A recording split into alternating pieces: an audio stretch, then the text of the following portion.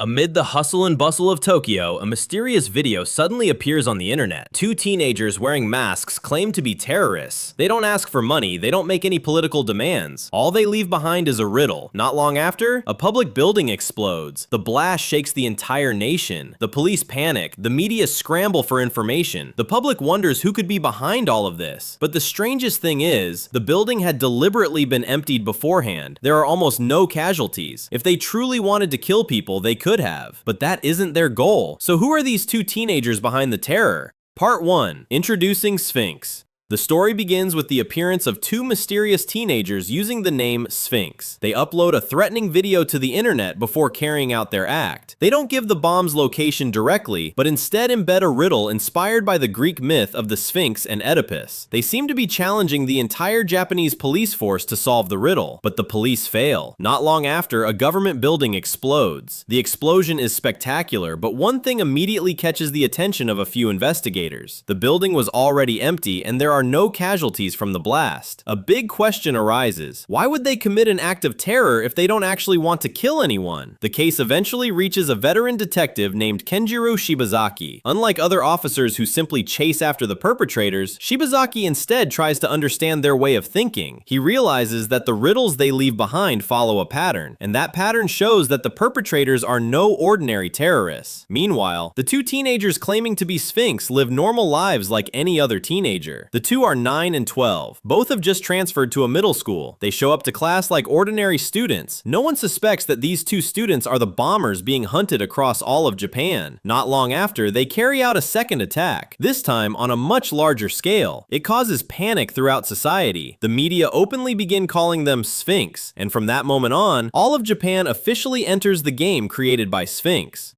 Part 2. Lisa enters the circle. Lisa Mishima is a schoolgirl who is a victim of bullying. She has no friends, far from happy. At home, things aren't any better. Her overly controlling mother makes Lisa feel like she's never truly had a place to call home. She always feels alone, even in the middle of a crowd. Fate then brings her together with 12. The encounter actually happens by accident, but the situation leads Lisa to learn the true identities of 9 and 12. To protect their secret, Lisa gets swept along with them. At first, it looks like a kidnapping, but gradually the situation changes. When given the chance to go home, Lisa instead chooses to stay with them, not because she agrees with the acts of terror carried out by 9 and 12, but because, for the first time, someone has truly treated her as a human being. This is where the unique relationship between 9, 12, and Lisa begins to form. 9 is cold and calculating. 12, on the other hand, is much more cheerful and easygoing, and Lisa gradually becomes the bridge that reveals that behind their identities as terrorists, there's still a human side that hasn't completely disappeared.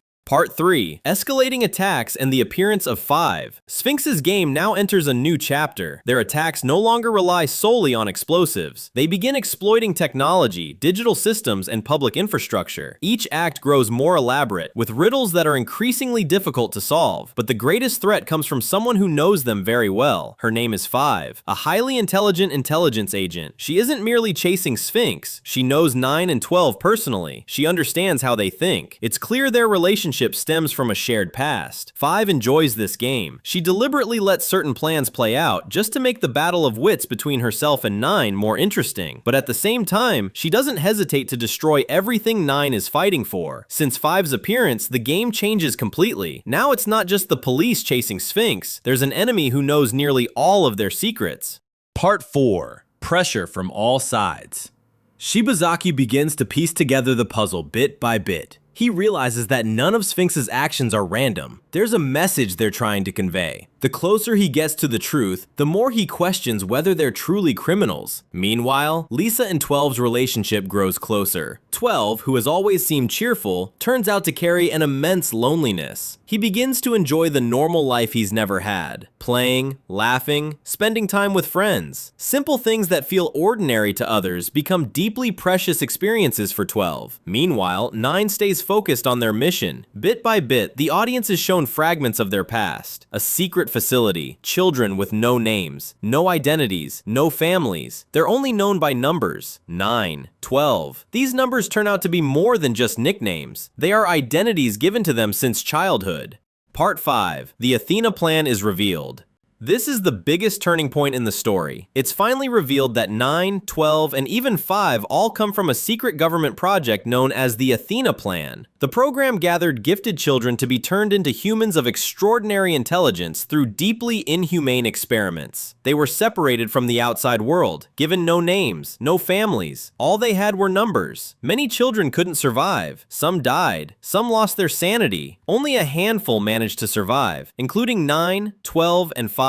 It's at this point that Sphinx's motive is finally understood. They didn't create terror for the sake of pleasure. The explosions were merely a tool. Their goal is to expose the truth. They want to force the world to see the crimes the government has hidden for decades, so that they will be remembered and no more victims will follow. Part 6. Betrayal and pressure toward the climax. Once the secret of the Athena Plan begins to come to light, the situation grows even more dangerous. 5 is no longer playing around. Her long-held obsession with 9 turns into a far more emotional, personal conflict. She's willing to sacrifice anyone to win her battle against 9, including putting other people's lives on the line. Meanwhile, Shibazaki finally comes to understand the full reason behind Sphinx's actions. He begins to see that the two teenagers are, in truth, victims. Victims of a system that created monsters, then tried to erase its own tracks. But the law is still the law. As a detective, he still has to stop them. This inner conflict is what makes Shibazaki one of the most compelling characters in the story. Meanwhile, 9 and 12 begin preparing their final plan, an act far larger than every attack before it. Not to destroy Japan, but to make sure the world can no longer turn a blind eye to the Athena Plan. Part 7. Climax and the ending.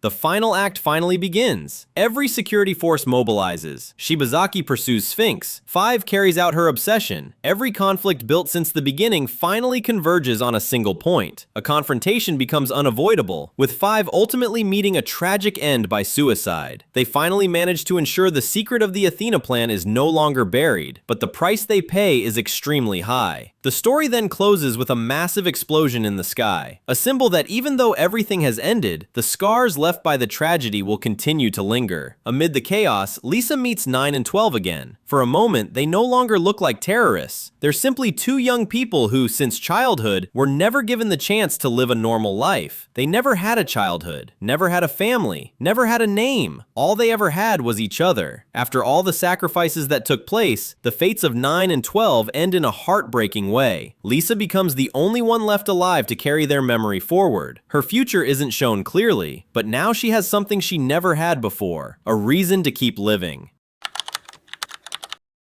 Zankyounoterror isn't just an anime about acts of terror and a chase between the police and criminals. Behind every explosion lies a story about children robbed of their childhood. Behind every riddle lies a desperate attempt to make the world see a truth that has been hidden all along. 9 and 12 may be remembered as terrorists, but looking at their entire journey, it's hard to call this story simply one about crime. This is a story about the search for identity, trauma, betrayal, and the struggle to keep a dark past from being buried by those in power. Now it's your turn. What do you think is the main message Zankyounoterror conveys through the journey of 9, 12, and Lisa? Write your thoughts in the comments. Don't forget to like and subscribe. Thank you.